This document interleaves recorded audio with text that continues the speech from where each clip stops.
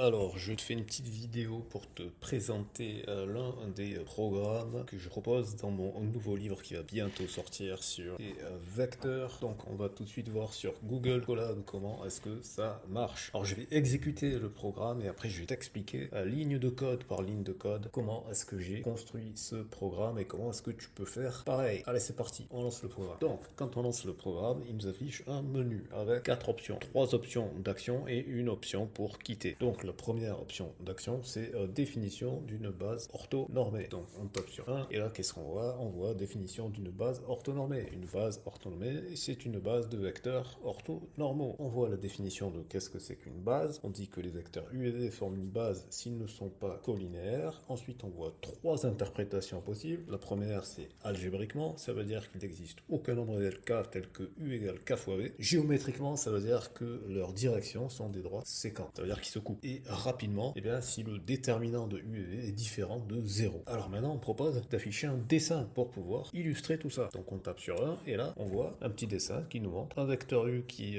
à l'horizontale est assez grand et un vecteur qui est en diagonale V. Et on dit que U et V ils forment une base parce qu'effectivement, ça correspond à l'interprétation géométrique. Leurs directions, elles sont séquentes, elles se coupent en le point que j'ai nommé X. Ensuite, on voit la définition de qu'est-ce que c'est que orthonormal. Ortho, ça vient du grec et ça veut dire droit. Donc ici, ça veut dire qu'ils forment un angle droit, c'est-à-dire un angle à 90 degrés. Les directions, on dit, sont orthogonales. Normal, ça veut dire pour la norme. Ici, ça veut dire qu'ils ont la même norme. Pareil, on peut afficher un dessin. On tape sur un et on affiche le dessin. Le dessin, il nous montre quoi? Il nous montre un axe horizontal, c'est ce qu'on appelle l'axe des abscisses, l'axe des X, et un axe vertical, ce qu'on appelle l'axe des ordonnées, l'axe des Y. Et on voit que sur l'axe horizontal, on a une petite graduation avec une flèche, c'est le vecteur I. Et sur l'axe vertical, on voit qu'on a une petite graduation avec une flèche, c'est le vecteur J. On dit que I et J sont orthogonaux, puisqu'ils se forment un angle droit. On dit que la norme de I est égale à la norme de J, donc ils ont la même norme. Et ainsi, le couple IJ forme une base orthonormée. Donc on peut passer maintenant à la deuxième partie, la relation vectorielle entre coordonnées et vecteurs de la base. Donc là, ici, pareil, on a le titre, relation vectorielle coordonnées base. Si IJ forme une base orthonormale, alors le vecteur U égale A fois I plus B fois J a pour coordonnées AB. Prenons des exemples concrets. Premier exemple, le vecteur horizontal V1 qui a pour coordonnées 2, 0. Donc ça veut dire que V1, il s'écrit comme 2 fois le vecteur I plus 0 fois le vecteur J. Ensuite, autre exemple, le vecteur vertical V2 de coordonnées 0, 3. Donc ça veut dire que V2 est égal à 0 fois le vecteur I plus 3 fois le vecteur J. Autre exemple, le vecteur diagonal V3 de coordonnées 4, 4. Donc ça veut dire quoi? Ça veut dire que V3 c'est égal à 4 fois le vecteur I plus 4 fois le vecteur J. Si le vecteur V4, il y a une faute d'orthographe, je vais corriger ça immédiatement. Voilà, c'est ici. Alors par contre, puisque le programme est en train de s'exécuter, on va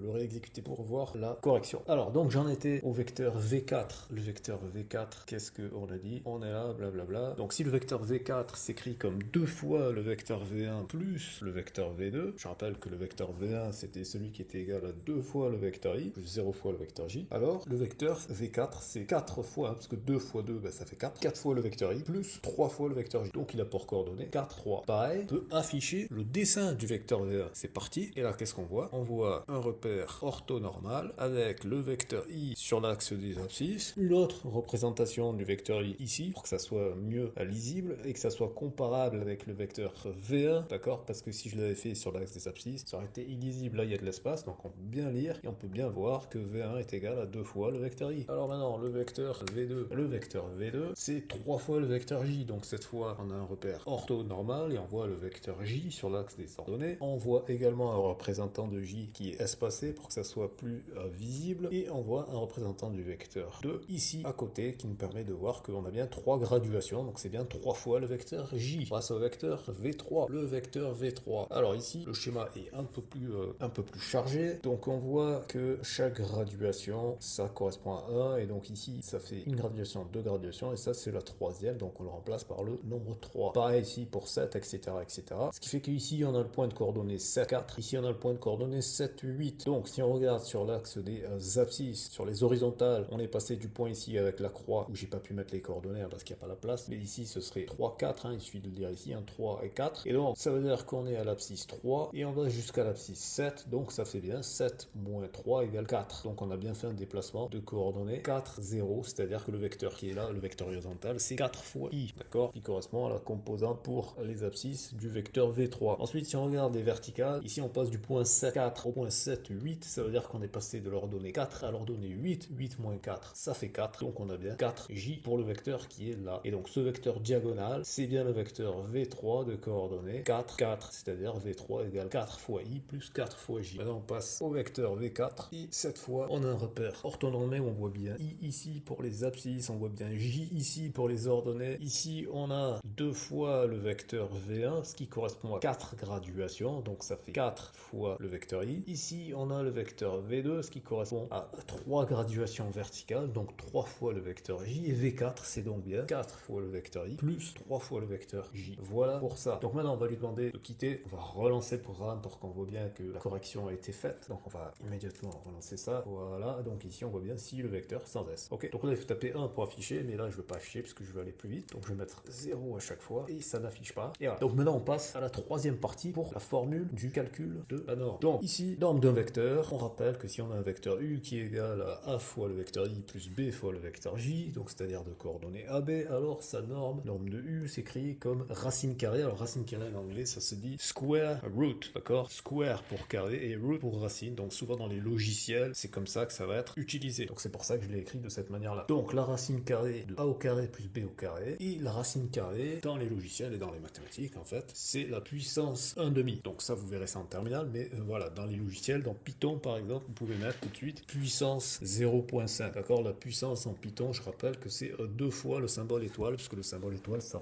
correspond à la multiplication. Ça vous évite d'importer la bibliothèque math, ou NumPy, ou n'importe quelle bibliothèque, puisque vous pouvez faire la puissance par package de base de Python, et donc du coup, en faisant puissance 0.5, vous pouvez calculer des racines carrées. Voilà, autrement dit, si on ne veut pas utiliser la racine carrée, il suffit de mettre la norme au carré, et on obtient donc la relation de Pythagore. La norme au carré est égale à a au carré plus b au carré. Donc, par exemple, si on reprend notre vecteur horizontal v1 de coordonnées 2, 0, sa norme, si on applique la définition, c'est la racine carrée de 2 au carré plus 0 au carré. 0 au carré, ça fait 0, donc c'est la racine carrée de 2 au carré, la racine carrée de 2 au carré, ça fait 2. Maintenant, si on applique la formule de la norme au calcul de la norme du vecteur v2 de coordonnées 0, 3, alors sa norme, c'est la racine carrée de 0 au carré plus 3 au carré. Mais 0 au carré, ça fait toujours 0. Donc ça nous fait la norme égale racine carrée de 3 au carré, c'est-à-dire 3. Si on applique la formule du calcul de la norme au vecteur v3 de coordonnées 5, 5. Alors oui, ça c'était une ancienne version, je vais le mettre à jour, je vais le mettre en coordonnées 4, 4. Pour l'application du calcul de la norme, ça changeait, donc on va quand même calculer le 5, 5, mais je mets à jour ici pour que ça soit cohérent avec la partie précédente. Voilà, et ici ça nous fait donc 4. Voilà. Alors, on mettra à jour après avoir fini le calcul. Donc ici, on est à 5, 5, donc ça fait 5 au carré plus 5 au carré, donc ça nous fait 2 fois 5 au carré, et on a la règle, racine carrée de a fois b, c'est racine carrée de a fois racine carrée de b. Donc en l'occurrence ici, c'est racine carrée de 5 au carré qui vaut 5 fois racine carrée de 2. D'où le 5 fois racine carrée de 2. Et enfin, pour le vecteur v4, qui a pour coordonnées donc 4, 3, on va avoir racine carrée de 4 au carré plus 3 au carré. 4 au carré, ça fait 16, 3 au carré, ça fait 9, et 16 plus 9, ça fait 25. 25, c'est 5 au carré, et racine carrée de 5 au carré, bah, ça fait bien 5. Donc là, on peut vérifier que notre programme va bien calculer correctement. On lui dit, ben voilà, on veut que l'abscisse, ça soit 3, on veut que l'ordonnée, ça soit 4, et du coup, la norme, ça sera 5. Et il nous dit bien, la norme à 2 décimales près, c'est 5,00. Alors on va quitter, on va relancer pour vérifier qu'il a bien mis à jour la correction. Voilà. Et donc vous voyez maintenant, on a bien le vecteur V3 de coordonnées 4, 4. Voilà. Tout parfait comme il faut. Voilà. Donc là, on remet 3 et 4. Et puis voilà, on peut quitter le programme. Voilà. Donc je vous invite à vous abonner si ça n'est pas déjà fait, à mettre un pouce vers le haut, à dire dans les commentaires ce que vous en pensez, et à très bientôt pour une prochaine vidéo. Partagez cette vidéo. Et voilà.